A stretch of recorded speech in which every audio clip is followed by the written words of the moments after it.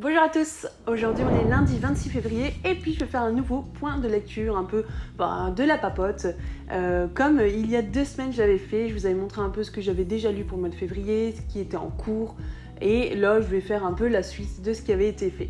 Alors j'ai mon petit papier avec moi parce que sinon je vais oublier des choses et j'ai pas trop envie de trop m'étaler, de m'éparpiller. J'ai vu que je vous avais parlé des fantômes de Versailles que j'avais commencé à lire. J'avais lu à peine 20 pages la fois dernière. Eh bien, c'est bon. Ce livre, je l'ai terminé la semaine dernière et franchement, je l'ai super bien aimé. On y parle de un peu l'évolution de la police depuis le temps de Louis XIV, donc de cette époque, dans les années 1600-1700. Et franchement, c'est super intéressant. J'ai appris pas mal de choses et je trouve ça super génial. C'est un thriller historique.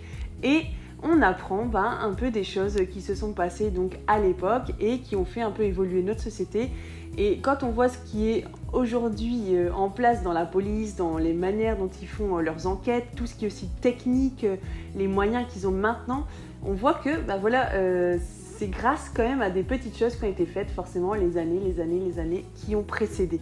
Donc c'est un livre super intéressant si vous aimez les thrillers forcément, si vous aimez un peu tout ce qui est histoire avec des enquêtes, où on y parle de thèmes particuliers et où vous pouvez apprendre de nouvelles choses, franchement foncez lire ce livre, il est super génial, il est très très très bien écrit. Je passe alors à un livre que je vous avais montré que j'avais pas encore lu, c'était un webtoon donc qui est sorti chez les éditions Milan, c'est nouveau chez eux cette collection, la collection Yam Yam, et c'est plus pour les enfants, un peu adolescents, jeunes adolescents. Et donc This Must Be Love, donc je l'ai terminé et c'était un peu ce que je vous avais dit la fois dernière, donc on y parle un peu d'une fille qui est très connue sur les réseaux sociaux, partout, c'est une grande chanteuse et qui va avoir un cadeau, un vieux, je trouve plus le mot, Walkman, voilà.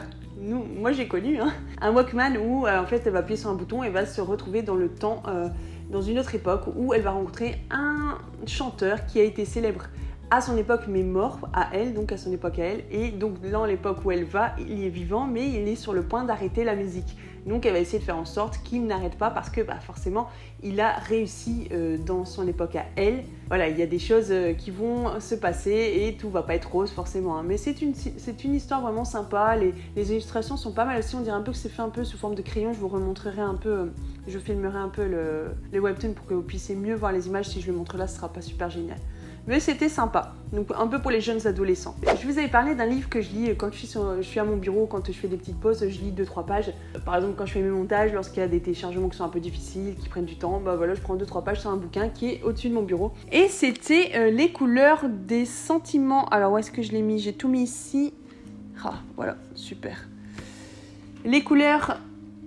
C'est les couleurs du silence, n'importe quoi, les couleurs des sentiments, j'invente des noms de titres moi. C'est Les couleurs du silence de Delphine Giraud qui a été publié aux éditions Fleuve. Voilà, super. Franchement, j'ai vraiment aimé cette histoire. On est ici avec Lila qui est une graphiste, elle est passionnée de dessin et donc elle vit un peu un conte de fées avec Karl. Et en fait, elle va s'immiscer un peu dans la vie de Karl, à un endroit où... elle n'avait pas forcément le droit d'aller, c'est-à-dire qu'elle se rend compte qu'en fait il est en froid avec son frère et elle aimerait faire en sorte qu'il se rabiboche, que cette relation de frère puisse se remettre au goût du jour quoi. Et en fait on se rend compte que c'est pas si simple que ça et que si les deux frères sont pas forcément dans les meilleures intentions l'un envers l'autre, ou en tout cas l'un envers l'autre et pas forcément dans les deux sens, je veux dire, c'est qu'il y a des raisons, il y a des facteurs qui jouent là-dedans et elle ne connaît rien. Karl ne lui dit rien et donc toute cette histoire va un peu tourner autour de ça où elle a vraiment un cœur de faire en sorte que les gens soient bien les uns avec les autres. Il y aura plein de petites histoires aussi aux alentours qui vont être accrochées à tout ça et franchement j'ai bien aimé La plume de l'autrice, c'est mon 2e livre que je lis d'elle. J'avais lu Le Manège, comment ça s'appelle? Le Manège, je sais plus comment ça s'appelle. Je vous mettrai le titre là, le livre là, parce que j'ai oublié, j'ai vraiment du mal à retenir les titres. C'était un livre vraiment que j'avais beaucoup aimé, c'était plutôt sur une histoire d'un couple qui avait du mal à avoir un enfant et qui avait tenté plein de choses. Et c'était vraiment bien écrit et j'avais beaucoup aimé. Donc j'avais acheté plusieurs bouquins d'elle après cette lecture là. Et donc celui-ci, je viens de le terminer. Il est vraiment génial. Donc j'en ai encore 2 à lire de cette autrice, mais je me rappelle plus les titres, je peux pas vous les dire là maintenant.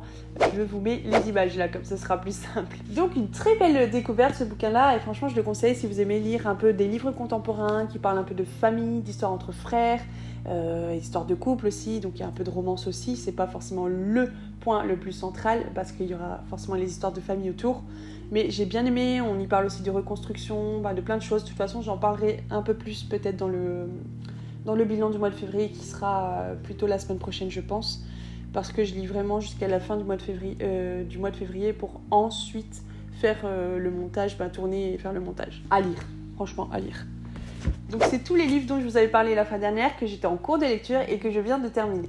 Maintenant, je vais vous montrer un peu les livres que je suis en train de lire maintenant. J'ai reçu de la part des éditions Alizio, dont je suis une partenaire, donc plutôt ici dans leur catégorie histoire, la véritable histoire des Dalton. Donc c'est moi qui ai choisi le bouquin, on a un catalogue et on choisit ce qu'on veut en fait. De Tom Clavin et donc les derniers hors la loi du Far West. Alors on est plutôt un peu dans un essai historique, donc on y raconte un peu toute l'histoire des frères Dalton. C'est bien, franchement c'est sympa, on apprend énormément parce que c'est un essai, donc forcément c'est bourré d'informations, c'est très explicatif, informatif. La bibliographie est très complète. Et alors je me suis mis plein de petits post-it en scotch là pour lire un petit peu chaque jour parce que comme c'est beaucoup de dates, beaucoup d'informations à ingérer, c'est pas un livre où je vais aller lire 100 pages d'un coup en fait. Il faut que je lise 5-10 pages maximum par jour pour que ce soit vraiment facilement ingéré en fait. Mais sinon j'apprends beaucoup. Je vais pas relire grand chose parce qu'il y a trop d'informations, mais j'aime bien, je suis contente parce que c'est sur une histoire qui m'intéressait au départ. Donc je vous ferai un petit bilan, je suis pas sûre de le finir avant la fin du mois, donc ce sera plutôt pour le bilan du mois de mars celui-ci. Il sera fini début mars, mais il sera pas dans le bilan de février. Mais si vous aimez tout ce qui est histoire, plutôt les essais, et si l'histoire des Dalton vous intéresse, ça peut être bien d'aller le voir, il y a énormément d'informations. Enfin, vous pouvez en apprendre vraiment beaucoup. En cours de lecture, j'ai celui-ci que j'aime énormément.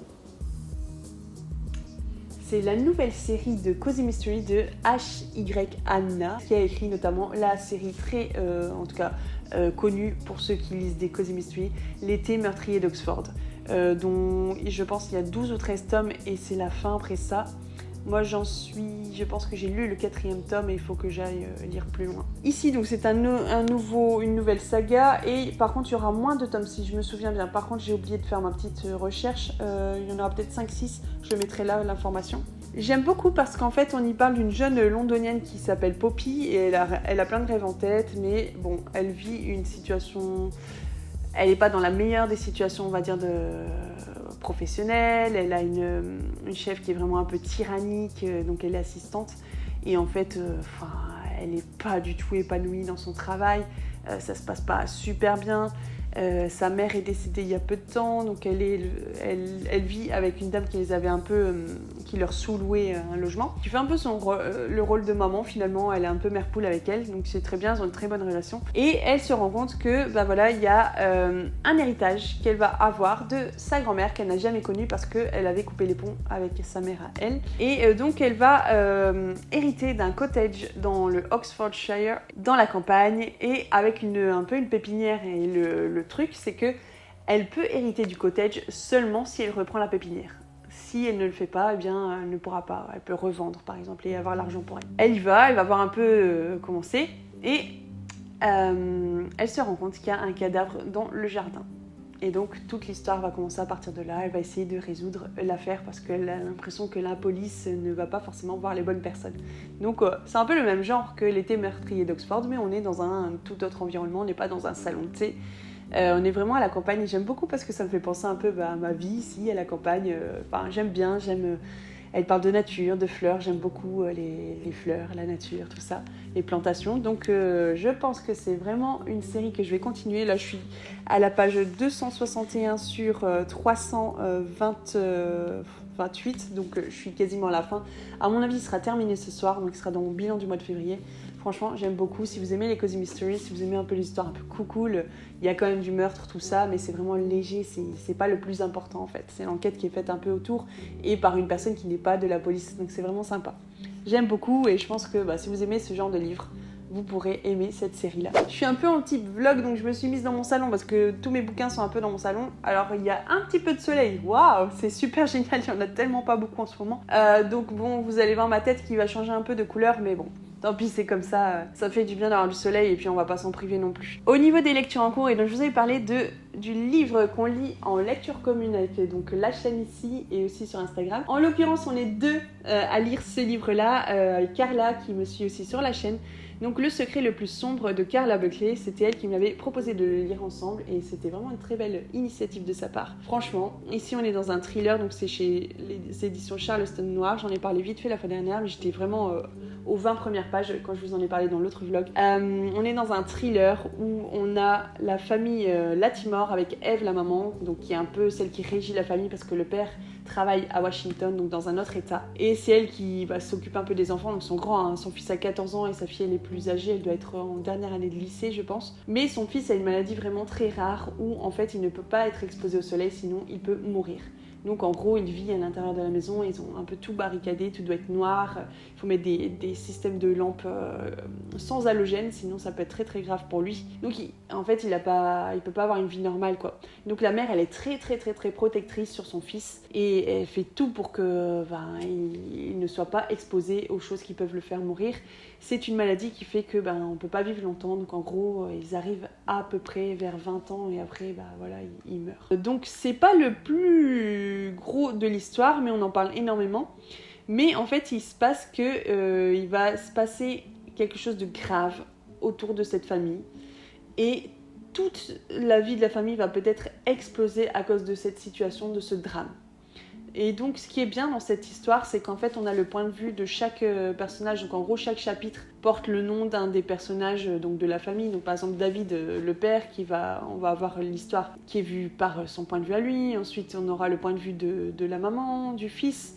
Et puis il n'est pas catégorisé par chapitre, ce bouquin-là, c'est plutôt des jours en fait. Donc lundi 1er septembre, mardi 2 septembre. Et comme le fils ne peut pas être à la lumière, on voit toujours le lever du soleil et le coucher du soleil. Donc on voit que en fonction de la période de l'année, le fils peut être un peu plus avec sa famille et ne pas être barricadé trop dans sa chambre. Donc en hiver, il peut être plus avec sa famille et il peut sortir, mais il faut faire attention aux lumières aux alentours parce qu'un rien peut le tuer. C'est vraiment une histoire sympa. Je suis à la page 400 sur 440, donc il me reste vraiment pas grand chose à lire et pourtant il y a encore tellement de choses qu'on ne sait pas. Le dénouement n'est pas encore là quoi. Ce qui est vraiment bien, c'est qu'on est tenu en haleine vraiment jusqu'au bout. Et c'est bien avec ce type de bouquin, parce que si t'as 400 pages et que tout est dit dans les 200 premières pages, qu'est-ce que tu vas lire dans les 200 prochaines pages? C'est bien, franchement j'aime beaucoup, je suis contente de le sortir de ma pile à lire, hein. C'était dans la liste des livres Choisis ma palle, donc c'est bien.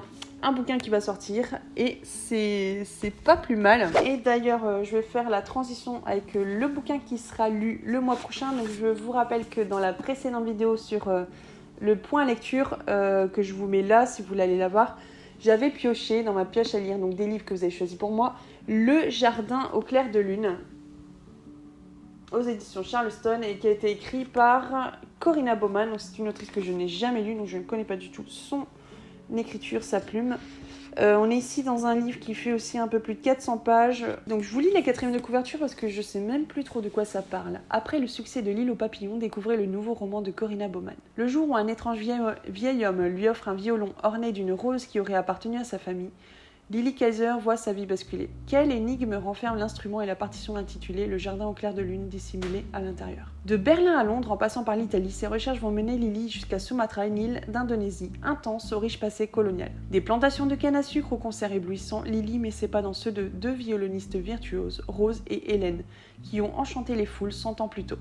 Elle est encore bien loin de se douter qu'en pénétrant dans le mystérieux et sublime jardin au clair de lune, elle a rendez-vous avec sa propre histoire et avec l'amour. Je pense que je l'avais peut-être lu la 4e de couverture il y a 2 semaines. Bref, ça a l'air super intéressant, je pense que c'est pour ça que je l'avais acheté aussi. Donc je suis contente de le lire. Donc si jamais vous voulez le lire pour le mois de mars, vous savez que je vais le lire. Je fais un peu comme le précédent livre, je le mets du 1er au 30, là je veux dire du premier jour du mois jusqu'au dernier jour, et puis on le lit vraiment à notre rythme. Il n'y a pas de découpage de pages officiel quoi. C'est vraiment chacun lit comme il veut, et après on peut en discuter sur Insta ou dans l'onglet communauté lorsque je mettrai la photo du livre à lire.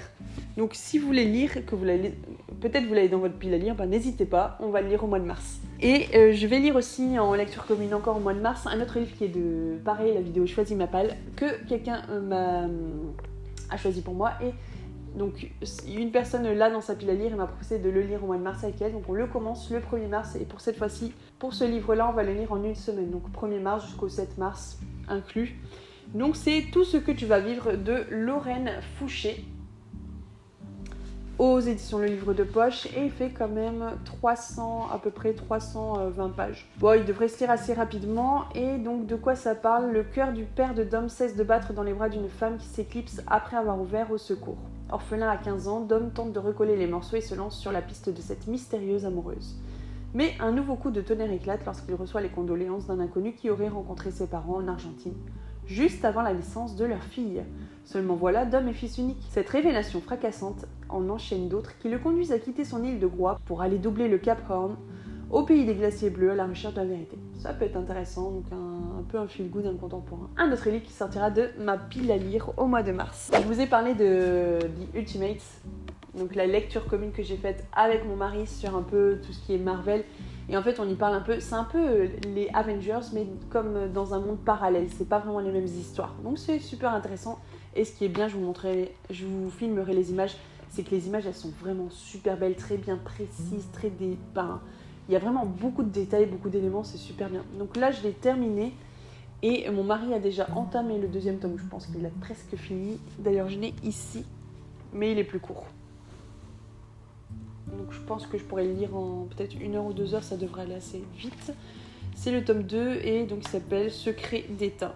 Donc je sais pas si vous lisez des comics, n'hésitez pas à me dire dans les commentaires si vous en lisez, ou peut-être vos enfants, je sais pas, ou votre entourage. Mais ce que j'aime beaucoup, c'est vraiment les images et puis les personnages qu'on connaît, mais c'est des histoires... c'est pas les mêmes histoires qu'on voit dans les Avengers, c'est vraiment comme dans un monde parallèle, je vous disais. Il y aura bientôt une pile énorme ici. Au mois de mars, je vais faire aussi une lecture commune et je pense que ça m'en fait 3 là déjà. La 2e semaine, si je me trompe pas, je vous avais dit que je lisais les livres de la série Amstramgram de M.J. Arledge. Donc j'ai lu les 3 premiers tomes, je pense, les 3 ou 4e, je sais même plus si c'est le 3e ou le 4e. Bref, le prochain tome, je l'ai acheté là sur Vinted il y a une semaine, c'est Au feu les pompiers. Donc on va y parler forcément d'incendie et puis le commandant Ellen Grace n'a jamais vu ça et va devoir résoudre l'affaire.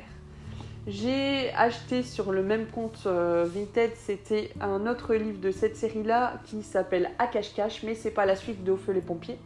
Mais ça coûtait moins cher d'acheter les deux ensemble pour réduire les frais de port. Donc ce sera pour plus tard ce tome-là, mais au moins je sais que je l'ai déjà. Donc c'est un peu une lecture commune qu'on fait tous les 2 mois avec plusieurs personnes sur l'application lecture commune. Donc c'est sympa, j'aime bien, ça permet aussi de lire, de pas être trop sur la série. Et franchement, on retient assez bien parce que, comme je vous disais, c'est vraiment des chapitres qui sont très courts. Je pense que l'auteur, il fait ça tout le temps. Je vois là, en ouvrant le bouquin, c'est des 2-3 pages à chaque fois. Et puis, tu as toujours un suspense à la fin de chaque chapitre qui te fait qu'il faut que tu ailles lire la suite. Alors, c'est vraiment bien si vous aimez les thrillers, si vous aimez un peu une série où vous allez suivre la même personne du début à la fin. Je vous conseille cette série, elle est super bien, je pense qu'il y en a 12 ou 13, je vous l'avais dit. En revenant de la boulangerie ce matin, il y a une boîte à livres qui est vraiment pas loin quoi. Donc je me suis garée, je me suis dit allez je vais y aller, c'est la 2e fois que j'y vais. J'ai regardé un peu ce qu'il y avait à l'intérieur, j'aurais voulu filmer mais j'avais pas mon téléphone, il était dans la voiture. Et j'ai trouvé ce bouquin.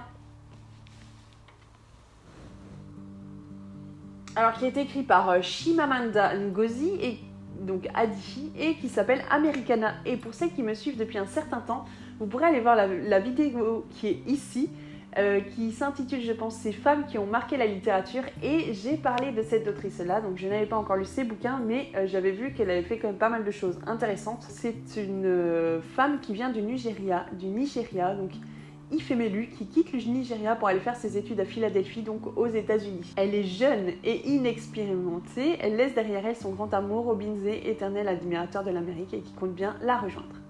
Mais comment rester soi lorsqu'on change de continent, lorsque soudainement la couleur de votre peau prend un sens et une importance que vous ne lui aviez jamais donnée? Pendant 15 ans, Ifemelu tentera de trouver sa place aux États-Unis, un pays profondément marqué par le racisme et la discrimination.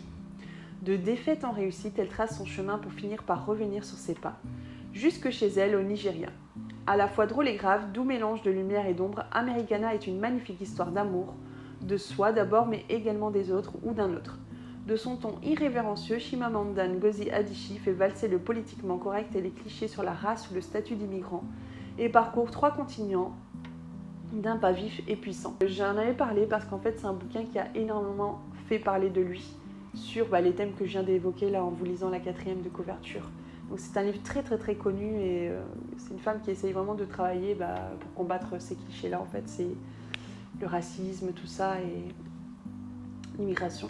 Donc ça a été publié chez les éditions Gallimard et c'est quand même un gros pavé et c'est écrit en petit pour le coup ici, donc ouais, 520 pages, 525 pages, donc je ne sais pas quand je le lirai, mais c'est sûr que je le lirai parce que forcément j'en ai parlé dans une précédente vidéo, c'est que ça me donnait envie aussi. Donc je vous dirai le jour où je l'aurai lu, de toute façon je le mettrai dans le bilan du mois où je le lirai, mais je suis contente de l'avoir trouvé parce que un bouquin qui vaut quand même 24,50 €. Bon après je pense pas que je le garderai quand je l'aurai lu, je le remettrai dans la boîte à livres pour que quelqu'un d'autre puisse en profiter.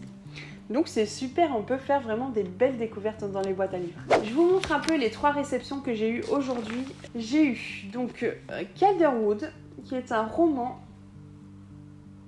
avec une super jolie couverture. Et la 4e qui est là. Hop, une belle tranche aussi. Calderwood, donc, qui a été écrit par Marilène Pion et aux éditions Jeanne et Juliette, dont je suis aussi partenaire cette année. C'est une maison d'édition qui est récente, elle a 2-3 ans. Et franchement, elle est sympa. Là, on a vraiment un petit groupe avec les partenaires, on discute beaucoup. L'éditrice et les personnes qui travaillent dans cette maison d'édition nous demandent beaucoup de choses, nous posent plein de questions pour qu'on puisse les aider à faire leur pub, à pouvoir les aider vraiment à promouvoir leur bouquin de la meilleure des façons et pour que ça puisse vraiment parler au mieux en fait, chez les personnes qui sont intéressées par tout ce qui est roman historique et avec des femmes fortes en fait. C'est vraiment, à chaque fois c'est une femme qui est au centre de l'histoire, mais vraiment avec un caractère, quelque chose, une identité forte. Cette maison d'édition veut vraiment mettre les personnages féminins marquants, qui ont vraiment quelque chose à montrer et qui réussissent en fait, qui veulent montrer que les femmes, elles ont un poids, que les femmes peuvent vraiment réussir beaucoup de choses dans leur vie à tout plein de niveaux. Donc c'est super bien, j'ai hâte. J'ai pas encore lu donc leur bouquin et donc celui-ci c'est le premier que je vais lire de leur maison d'édition. Donc j'ai hâte, il y en aura plein d'autres aussi. D'ailleurs j'ai fait un autre achat Vinted d'une autre série de cette maison d'édition qui pour l'instant a 2 tomes, qu'il y en aura peut-être plus. Et donc j'ai hâte aussi de découvrir. Une autre réception, donc là pareil c'est pour notre maison d'édition où je suis en partenariat, je vous ai déjà parlé de certains de leurs bouquins. Ici on est dans Maudite demeure, écrit par Philippe Di Folco et Bertrand Pavlik. Donc on va y parler de vices cachés, de spoliation, d'esprits frappeurs et autres cadavres dans les placards. C'est les histoires vraies les plus sinistres des professionnels de l'immobilier. Ça m'avait vraiment intriguée quand j'avais vu ça dans leur catalogue. Je me suis dit tiens ça peut être sympa. Un livre passionnant pour les amateurs de récits criminels, d'histoire et d'immobilier, à la fois instructif et profondément humain. Une maison à soi, un appartement douillet. Quel rêve agréable, n'est-ce pas? Mais il peut virer au cauchemar, nombre d'aspirants propriétaires s'en rendent vite compte. Dans cet ouvrage, Bertrand Pavlik, avocat spécialisé dans l'immobilier, et Philippe Di Folco, scénariste familier du monde de la pègre et des imposteurs, nous racontent les histoires les plus crapuleuses qui ont pu frapper des habitations d'apparence au demeurant souvent bien ordinaires. Des maisons de l'Andru aux prisons secrètes de la Gestapo, les rues de nos villes et de nos villages regorgent de ces lieux de sinistre mémoire. Entre tragédies personnelles et drames historiques, entre abus de confiance et manœuvres retorses, ces histoires, hélas toutes vraies, nous révèlent les sables mouvants émotionnels et juridiques qui se cachent derrière la porte des plus charmants pavillons et des plus prestigieuses demeures. On vous aura prévenu. Le 4e de couverture me donne trop envie. Et puis c'est bien, il est vraiment pas long, c'est écrit en grand, donc 228 pages, ça peut se lire très rapidement. J'ai hâte de lire. Une dernière réception que j'ai eue ce matin et c'est une maison d'édition qui vient d'ouvrir là maintenant, qui vient de commencer. Et je les connaissais pas du tout, c'est eux qui sont venus vers moi, je pense par le biais d'une autre maison d'édition, et qui ont demandé si je voulais être partenaire. Donc j'ai dit oui, parce que ce qu'ils proposaient, c'était vraiment dans ce que j'aime. C'est un peu, ils vont parler de romans contemporains, je pense peut-être d'autres styles aussi, mais en tout cas, ce que j'avais lu dans leur proposition de départ, c'était vraiment dans ce que je peux complètement lire. Donc c'est vraiment il n'y aura pas de surprise, de grosses surprises quand ils m'enverront un bouquin. Et là, donc, je viens de recevoir enfin le premier bouquin qu'ils mettent donc, sur leur catalogue. Et je voulais l'ouvrir avec vous. Alors, j'ai déjà vu certaines choses dans le carton, mais j'ai pas tout déballé. C'est le bouquin que j'ai pas déballé. Alors, ce qui est vraiment sympa, c'est que dans ce petit colis, on a autre chose que le bouquin. Donc, j'ai reçu un petit chevalet avec de la peinture.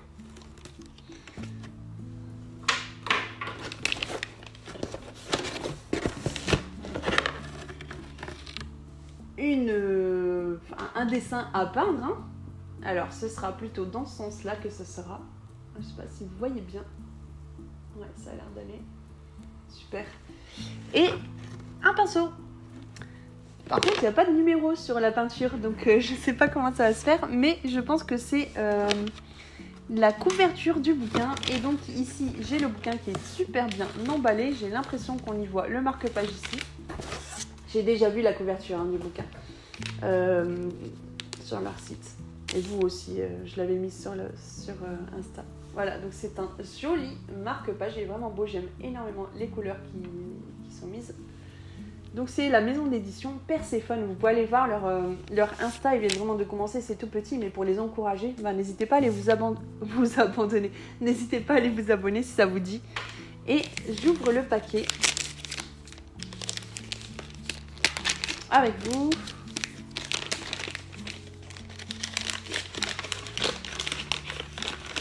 Voilà, c'est bon. Ah, super. Voilà. Donc c'est Le Ravissement du Monde, donc écrit par Laurent Bettoni, dont j'ai déjà écrit un bouquin qui s'appelle Votre profil lui plaît. J'en ai parlé dans le précédent bilan, et c'est un thriller qui se passe un peu dans le monde virtuel et réel. Et j'en avais vraiment parlé, c'était vraiment sympa. Donc ici, par contre, c'est édité chez les éditions, bien sûr, Perséphone, cette nouvelle maison d'édition. Regardez-moi cette couverture comme elle est vraiment jolie.